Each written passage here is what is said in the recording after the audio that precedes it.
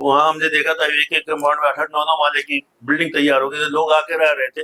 अब वो बिल्डर का पैसा थोड़ी वापस करने वाला है, वो तो बेचारे तबाह बर्बाद हो गए जिस तरह से उनको किया, और गरीब लोग आके घर ले रहे हैं बेचारे। आज हमें दुख इस बात का है कि नुकसान बिल्डर का नहीं जाता, सब नुकसान यहाँ के रहने जिन्होंने घर खरीदा है। रफीक कामदार साहब का हम शुक्रिया अदा करते हैं कि उन्होंने एक लड़ाई लड़ी और बड़ा रिस्क लिया उन्होंने। मैं बोलता हूँ उन्होंने रिस्क उठाया, नहीं तो ये गवर्नमेंट कोई भी कर सकती है। इसके पहले भी उनको कई बार तड़ीपार हुआ, शहर छोड़ के जाना पड़ा। इसमें भी हम लोग को ये डर लगा था कि कहीं ऐसा ना हो कि उनको फिर यहाँ से हटा दें, क्योंकि अकेला बंदा खड़ा हुआ कि जजेज भी बहुत सारे 40% तक तो ऐसे हैं कि जो हिंदू मुस्लिम करके चल रहा है, इसलिए आज उनका भी नाम खराब हो रहा है। दीवा और कौसा मोमरा की जो है तकरीबन 900 बिल्डिंगों की जो है सूची तैयार की गई है और उसमें बताया गया है, जिसमें सबसे ज्यादा जो है दीवा की 470 बिल्डिंगों का जो है उसके अंदर सूची के अंदर नाम है। लेकिन ये कहना कि सिर्फ मोमरा का ऐसा नहीं है, इसमें कुछ गलतियां हमारे बिल्डरों की भी है, इसको हम जो है खुले दिल से जो है एक्सेप्ट करते हैं। लेकिन मेरी सारी सहानुभूति जो है यहाँ की जनता के लिए है। तो कोई जरूरी नहीं है कि हर जगह जो है आसिम भाई जो है पहुंचे।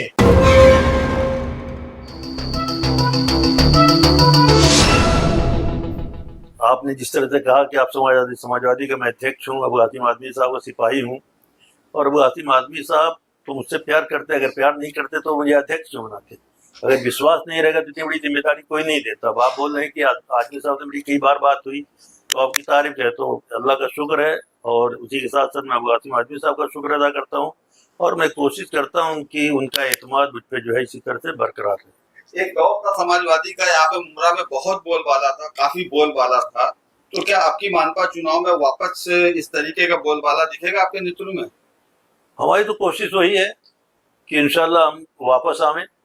बोलबाला था, एक जमाना था कि समाजवादी पार्टी ही थी मुबरा में, समाजवादी पार्टी के अलावा कोई इंडिपेंडेंट वगैरह आ जाए, लेकिन बोलबाला समाजवादी पार्टी का था और अबू आसिम आदमी का था। अबू आसिम आदमी साहब आते थे तो यहाँ पे हजारों लोग जमा होते थे, उनके साथ काफिले की शक्ल में चलते थे।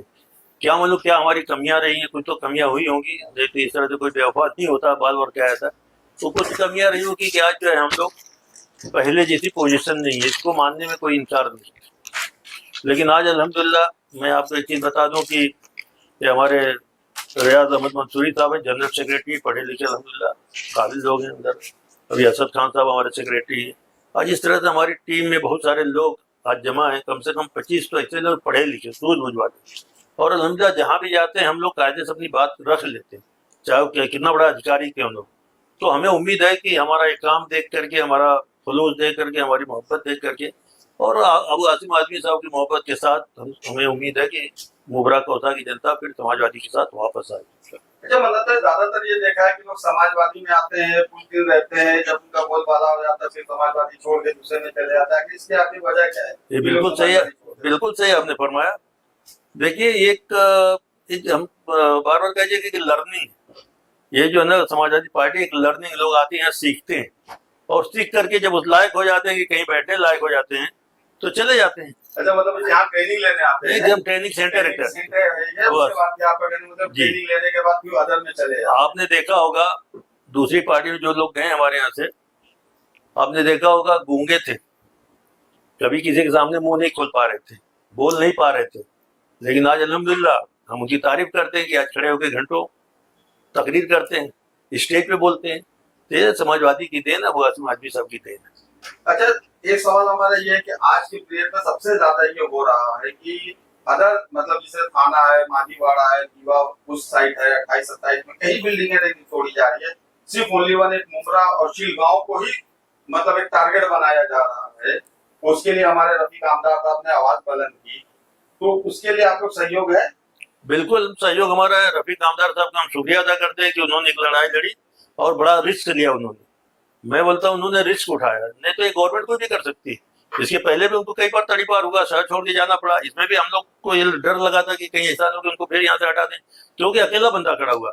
लेकिन आप जो एक बात, दूसरी बात यह है कि आप जो कह रहे हैं कि सीलगांव और कौसा में बिल्डिंगें टूट रही हैं, तो सीलगांव और कौसा में भी आप देखेंगे तो सिर्फ मुस्लिम बिल्डरों की बिल्डिंग और मुस्लिम जो है लोग नहीं तोड़े। तो इससे साबित होता है एक सरकार जो है ना मुस्लिम दुश्मन है, खुली हुई किताब है कि मुसलमानों के खिलाफ ये सरकार है।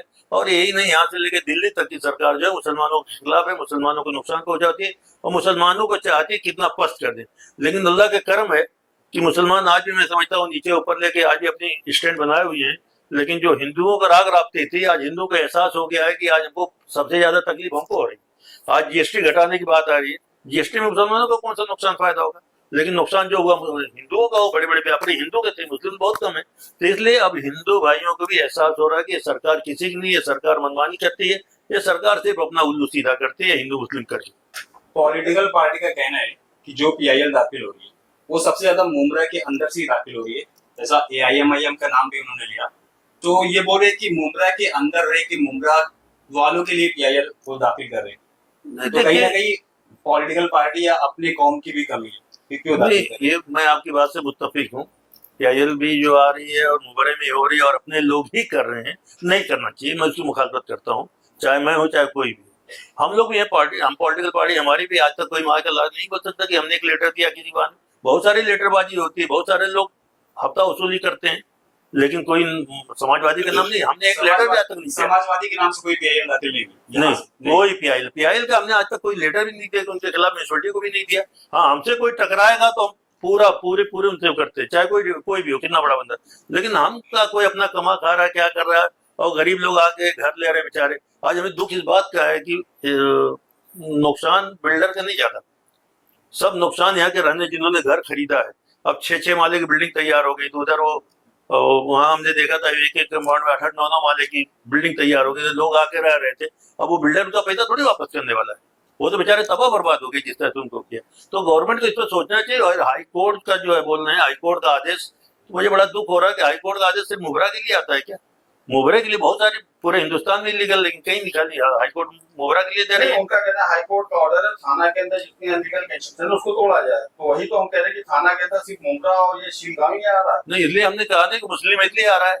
और हाई कोर्ट में भी देखिए आज के जजेज भी, मुझे कहने में जरा भी शौक ये संकोच नहीं है कि आज के जजेज भी तकरीबन 40% ऐसे हो गए कि वो भी तासुब बरतते हैं, वो भी अगर मुस्लिम है। आज देखिए 4-4 साल से 5-5 साल से वो मुस्लिम जो लीडर है, लीडरशिप जो लड़के जो एनआरसी और इसमें जो काम कर, आज उसको बेल नहीं हो रही। क्या जज सो रहे हैं? जज को समझ में नहीं आता, 4 साल तक चार्जशीट दाखिल नहीं हुई। इसे खुल्ला ये लग रहा है कि जजेज भी बहुत सारे 40% तक तो ऐसे हैं कि जो हिंदू मुस्लिम करके चल रहा है, इसलिए आज उनका भी नाम खराब हो रहा है। आज जजों के खिलाफ जिस तरह से प्रियंका गांधी बोल गई, जज का एक काम है क्या कि कौन असली भारतीय है कौन नहीं है?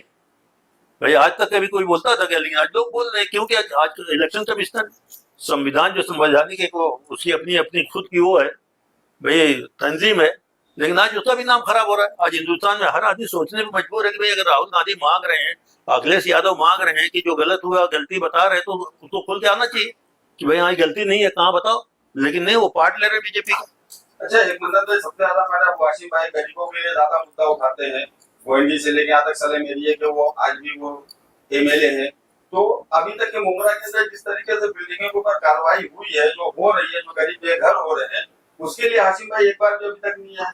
नहीं, मैं आपको एक बात बता दूं निहाल भाई, इसके पहले मैं उत्तर भारतीय एकता मंच के जिला अध्यक्ष था। आनंद शुक्ला को जानते होंगे, शुभूम के संपादक थे, हमारे राष्ट्रीय अध्यक्ष थे।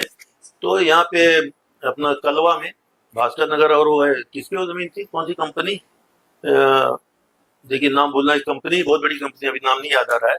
तो वहाँ पे हाई कोर्ट का आदेश आया था कि नहीं पूरा डिमोलिश किया जाए, और ये हुआ कि कोई भी अगर आता है तो उसको अरेस्ट किया जाए। ये तकरीबन आज 15-17 साल पहले की बात है। तो कोई भी, हमारे हरिवंश सिंह हिंदी भाषी नेता, और हिंदी भाषियों को ज्यादा नुकसान, वो आए रात में आए, सुबह आया, देख के चले गए, कोई भी आता था अरेस्ट हो जाता था। तो हाई कोर्ट का जहाँ पे आदेश आ जाता वहाँ पे नेता लोग, पॉलिटिकल लोग नहीं जाते। लेकिन मैं चूंकि उत्तर भारतीय एकता मंच से था, मैं उस टाइम गया था, और मेरे साथ 200-500 लोग थे वहाँ साथ में, और हम गए। और उस टाइम ये थे अपना मनीष अजिंक्य साहब थे एसीपी, मैं गया, और डीसीपी वहाँ थे। बोले मदन भाई क्या? हमने कहा हमको आदेश हुआ कि यहाँ पे इलीगल, मतलब गलत तरीके से डिमोलिश हो रहा है, इसको रोका जाए। और अल्हम्दुलिल्लाह मैं आपको बता दूं कि अगर कोई भी गवाह होगा वहाँ पे, तो उस टाइम से, उस दिन से जो रुका, तो आज तक जो है वहाँ पे रुका रहा, फिर कोई डिमोलिशन नहीं हुआ। तो यहाँ भी इसी बात है कि पॉलिटिकल पार्टी के लोग अगर लीडर आते थे तो ये होता है कि ये कंटेम कर रहे हैं। हाँ, और रफीक भाई जो गए, एक पत्रकार की हैसियत से गए या एक शहरी की हैसियत से गए, मैं भी गया था, मैं भी एक शहरी की हैसियत से गया था। रफीक आमदार से मिला, वहाँ सारे बहुत सारे लोग थे, हम लोग मुलाकात हुई, आवार साहब भी आए वहाँ पे। लेकिन ये हुआ कि रुकता नहीं था, रुका है। तो रफीक आमदार ने जो भी अपने टैक्स लगा करके अल्हम्दुलिल्लाह स्टे लिया है, उसका हम शुक्रिया अदा करते हैं, चाहे जिसके एरिया हो, कि सर गरीब का जो बच्चा। मुंब्रा में जो बैनर पोस्टर लगे हुए हैं, अनाथों के नाथ एक नाथ, उस पे क्या कहना चाहेंगे आप? क्योंकि पहली दफा ऐसा हो रहा है कि एकनाथ का फोटो इतना ज्यादा लगा हुआ है, शिंदे का। भाई देखिए, सुनने में आ रहा है, हमने तो देखा नहीं कि एकनाथ शिंदे साहब ने रुकवाया है। एकनाथ शिंदे साहब ने गारंटी लिया है कि भाई हमारे जो वकील हैं महानगर पालिका के या हमारे स्टेट गवर्नमेंट के वकील हैं, हम उनसे मशवरा करेंगे, हम स्टे लाएंगे और सुप्रीम कोर्ट में भी हम रास्ता बताएंगे कैसे आपको जाना है, ताकि यहाँ डिमोलिशन रुक जाए। तो अगर इस तरह का उन्होंने किया है तो जाहिर सी बात है कि भाई उनका फोटो तो लगेगा। ये सर कानूनी प्रक्रिया है, तो इसमें पॉलिटिक्स हो रही है ये बैनर पोस्टर के जरिए, या फिर लगाना ठीक है? आप इस पे क्या कहना चाहेंगे? देखिए, ऐसा है कि जब पॉलिटिकल लोग रहेंगे जी। तो कोई भी पहलू है उसमें पॉलिटिक्स तो होगी। अब शिंदे साहब यहाँ के डिप्यूटी सीएम हैं, चीफ मिनिस्टर है, थाना के रहने वाले हैं, जी। अब उनका नाम हाईलाइट हो रहा है। सेकुलर पार्टियां कहती आई आज तक कि जो अपोजिट पार्टी है जो आज सत्ता में है वो इसके खिलाफ है, मुसलमानों के खिलाफ है। तो उस तरह से जो यहाँ पे पोस्टर वगैरह लगे हैं, तो क्या आप उसका समर्थन करते हैं समाजवादी पार्टी के? भाई देखिए, पोस्टर का समर्थन तो मैं नहीं करता, लेकिन अगर काम रुकवाए हैं, काम रुका है, गरीबों का फायदा हो रहा है, तो उसका मैं समर्थन करता हूँ, करूंगा ही। कहीं ना कहीं एकनाथ शिंदे साहब की तरफ से एक बहुत बड़ी हेल्प मिली है, तो उसकी खुशी में जो बिल्डर्स है या जो लोकल लोग से उन्होंने बैनर लगाया, ऐसा है। नहीं, मुझे इतना नहीं लगा, मैं तो खाली देख रहा हूँ एक वो अनवर कच्ची जो उनकी पार्टी का है और एक रफीक आमदार है, दो ही जन के फोटो लग रहे। फाइनेंशियली किसने मदद किया वो अलग बात है, लेकिन मैंने देखा दो बाप बेटे एकनाथ शिंदे और श्रीकांत शिंदे हैं, और दो ये लोग हैं रफीक आमदार और अनवर कच्ची। तो आने वाले किसी इलेक्शन में builder sir Samajwadi party Mumbra से लड़ेगी इलेक्शन? जरूर लड़ेगी इंशाल्लाह। हमारी पार्टी पॉलिटिकल पार्टी है और इलेक्शन में तो देखा जाता है, दमखम से उतरा जाता है, दमखम दिखाया जाता है। जिस तरह से आप पॉलिटिक्स के जब इलेक्शन होने वाला होता है तो समाजवादी पार्टी पूरी जोश के साथ आती है, लेकिन जब इलेक्शन का टाइम आता है तो कोई कैंडिडेट नहीं दिखता है। नहीं, कौन अभी हाल ही में विधानसभा इलेक्शन हुआ था, उसमें फहद आजमी जो थे सौरभ भास्कर के हस्बैंड, उन्होंने काफी जोर शोर से उनका था कि उनको विधानसभा का टिकट मिलेगा, लेकिन फिर गठबंधन की वजह से नहीं लड़े उन्होंने। तो आने वाले इलेक्शन में क्या आप समाजवादी पार्टी यहाँ से लड़ेगी? भाई आपने खुद ही कह दिया ना कि गठबंधन की वजह जी से हाँ, हमने वो नहीं तो लड़े। सबको लोकसभा में गठबंधन था, जी, विधानसभा में गठबंधन था, तो जी। कैसे लड़ते? जी। और राजवाल के भी कॉर्पोरेशन के गठबंधन, हमारे आसिम आदमी साहब ने विधानसभा के बाद जो है जी। गठबंधन छोड़ दिया, तोड़ दिया। तो अभी हमारा फिलहाल तो कोई गठबंधन नहीं किसी पार्टी से है। जी। अब आने वाले चुनाव में देखिए हमारे नेता आसिम आदमी साहब ही फैसला करेंगे। अगर गठबंधन होगा तो गठबंधन के तहत लड़ेंगे, नहीं गठबंधन करेंगे तो जैसा उनका आदेश होगा उस तरह से हम लड़ेंगे। एक मिनट जरा, हमारे जगह से इनके रियाज भाई हैं, जिससे कुछ आप बात करिए।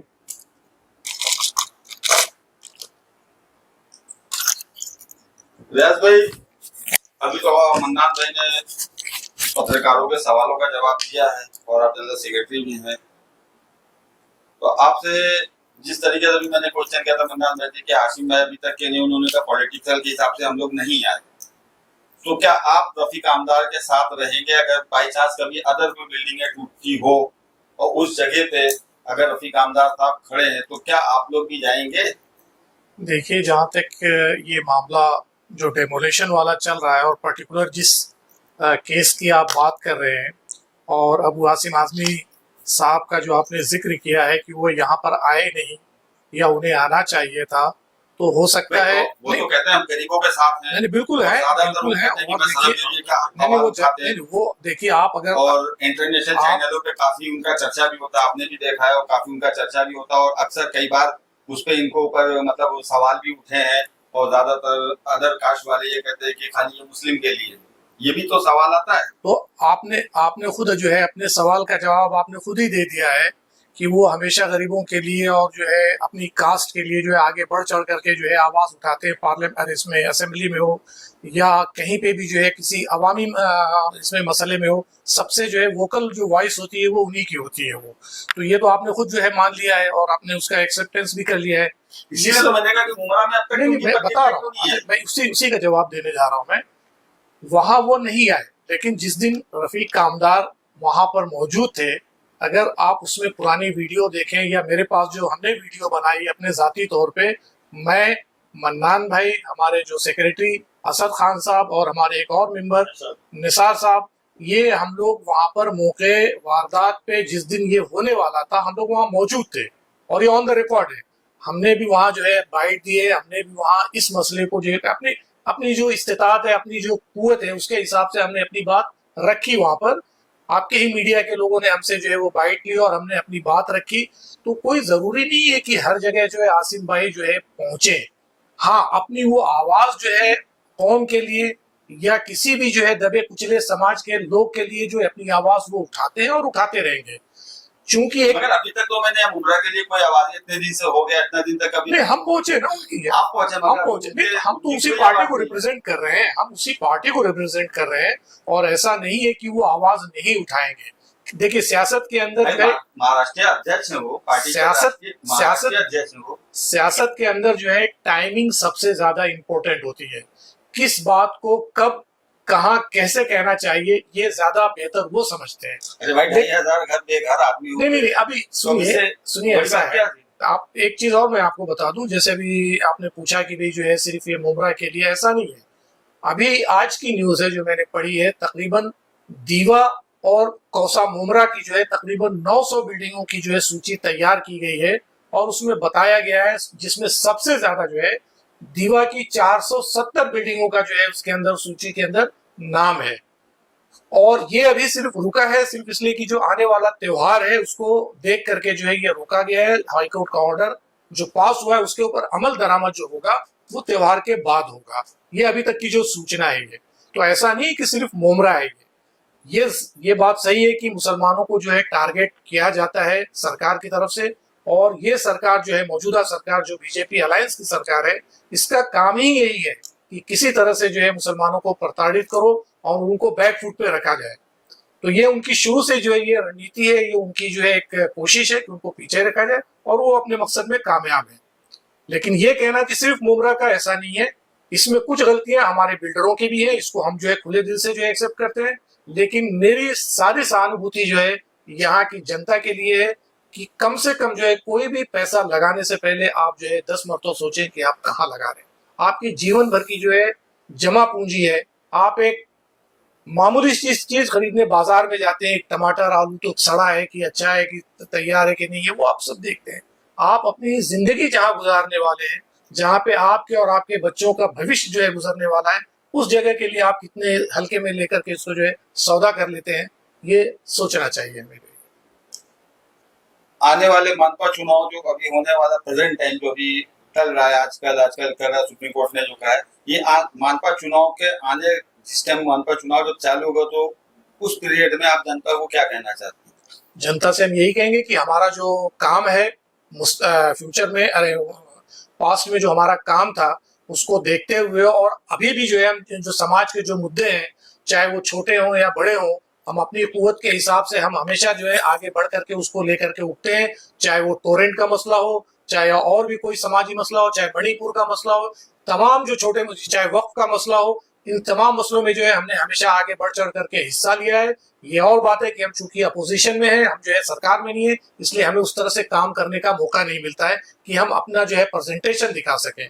तो हम चाहते हैं कि भाई अगर वो हमें चुन करके, वो अगर कम से कम मनपा में ही अगर हमको भेजे तो हम जो इतना अच्छा करके दिखाएं ताकि हम आगे अगला कदम जो है अपना आगे बढ़ा सकें।